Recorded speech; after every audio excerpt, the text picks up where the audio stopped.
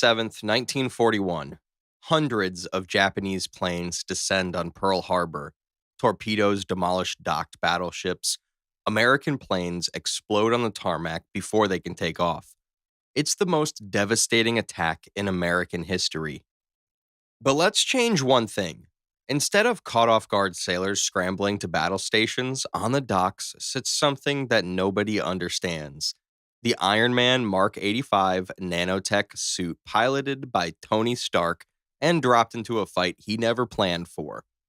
So, what happens when the most powerful Iron Man suit is unleashed during one of history's bloodiest ambushes? Can he single handedly stop 353 Japanese aircraft, or is he just one man against more than 300? It might not be as simple as you think. Tony Stark's been transported to December 7th, 1941 with no backup, no Avengers, and no Jarvis satellite network. It's just him, his endgame armor, and about 2 minutes before the first bombs start falling.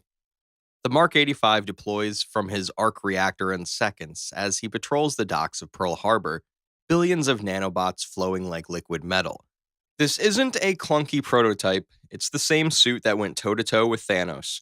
He's got palm repulsors that fire concentrated plasma beams hot enough to melt through steel, a unibeam chest projector that can vaporize a tank, micro missile pods on his shoulders loaded with hundreds of guided munitions, each smart enough to pick its own target, lasers that can slice through metal, and nanoparticles can form energy blades, hammers, or shields in close combat. The suit is powered by an arc reactor and is loaded with an onboard AI named Friday that runs tactical analysis in real time through thermal imaging, radar, and a satellite uplink system that's got 0 bars in 1941. But even without satellite, the suit's onboard sensors can track hundreds of targets simultaneously within 50 miles. But Stark has limits. The armor runs on power from the arc, which will run out.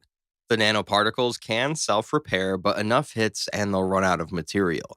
And Tony is still just a human beneath the shell. Too many G-forces or impacts, and his organs turn to pudding, suit or no suit. And he's in for a fight because Admiral Chuichi Nagumo brought his A-game. 6 aircraft carriers in total have launched everything they've got. A first wave containing 183 aircraft, followed by a second wave containing 170 more. These are Mitsubishi A6M Zeros, agile, fast, and flown by master pilots. Nakajima, Kate, B-5N torpedo bombers carrying Type 91 torpedoes, and Aichi D-3A Val dive bombers with 550-pound bombs. These pilots are the best Japan has, masters of their craft. They've drilled this attack for months using detailed models and know exactly where to hit, when to hit, and how to maximize destruction. In our timeline, it worked perfectly. 2,403 Americans died, 19 warships were damaged or sunk, and 300 aircraft were destroyed, all in under 2 hours. This time, instead of 87,000 men, they'll be fighting just one. 7:45 a.m. Tony's sensors light up. 183 objects approaching from the north at 180 knots, altitude varying from 50 feet to 14,000. His heads-up display categorizes them into 3 groups: torpedo bombers low, dive bombers high, and Zeros maintaining a perimeter. He rockets skyward at Mach 2, covering 5 miles in seconds. The Japanese pilots don't even have time to process what they're seeing before the Mark 85 is in their ranks. Tony extends both palms and fires. Twin repulsor beams lance through the morning air, slicing through the first array of torpedo bombers.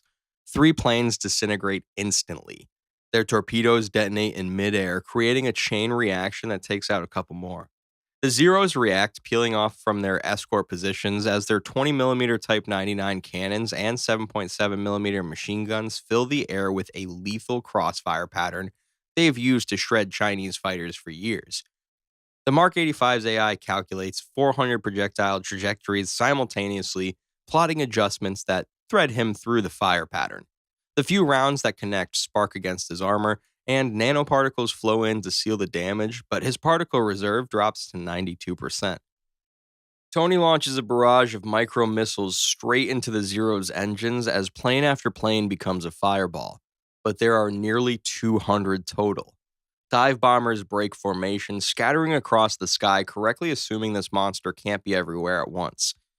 His shoulder pods open again and release a swarm of micro missiles that each lock on to a different target. The sky erupts in explosions as 24 Japanese planes vanish. 8 a.m. The battle reaches Pearl Harbor.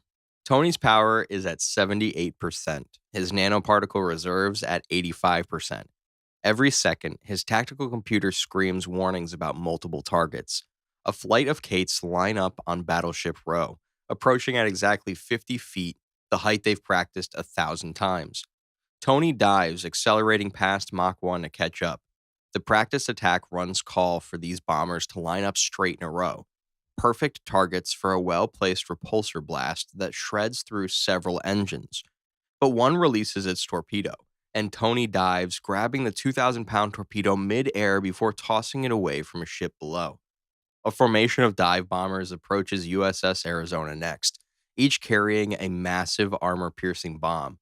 The fight is getting too close for comfort, so Tony goes full power. The unibeam charges, humming with energy that makes the air itself crackle. He unleashes it in a sweeping arc across the bomber formation that vaporizes every plane in the formation. His power drops to 65%, nanoparticles at 79%. The first wave isn't even over, and the numbers are simply too much. While Tony engages one group, others slip through.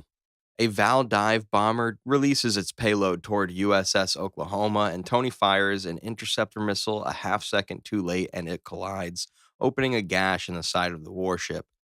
8:50 a.m. Tony is down to 51% power, and his nanoparticles have depleted to 68% from the constant impacts. The G forces are taking their toll too. His nose bleeds inside the helmet, and his hands shake from the constant strain. The second wave arrives, 170 fresh aircraft. These pilots have been monitoring radio chatter.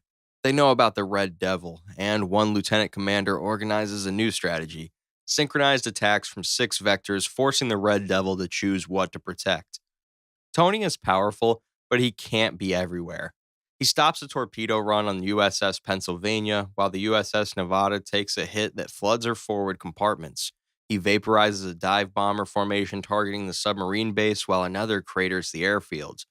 A Zero catches Tony focused on saving USS Maryland, and a barrage of 20 millimeter cannon shells hit him in the back, depleting nanoparticles faster than they can be replaced. Warning lights flash as particle reserves drop to 41%. The numbers are overwhelming, unpredictable, and more keep coming. At 25% power, the suit's AI recommends retreat. Tony makes a final stand over the fuel depots. If those 4 million gallons ignite, Pearl Harbor burns for weeks. His suit is more gaps than armor at this point. Hydraulics are failing, one repulsor is completely dead, and 7 bombers are approaching.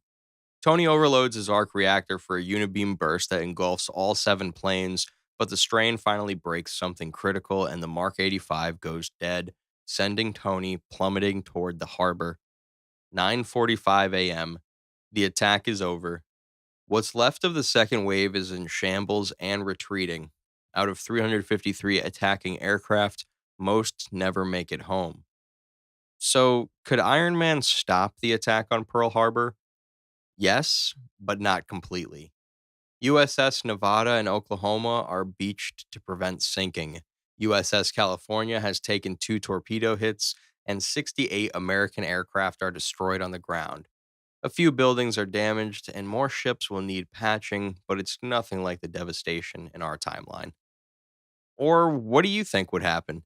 And if you want to see what happened when Superman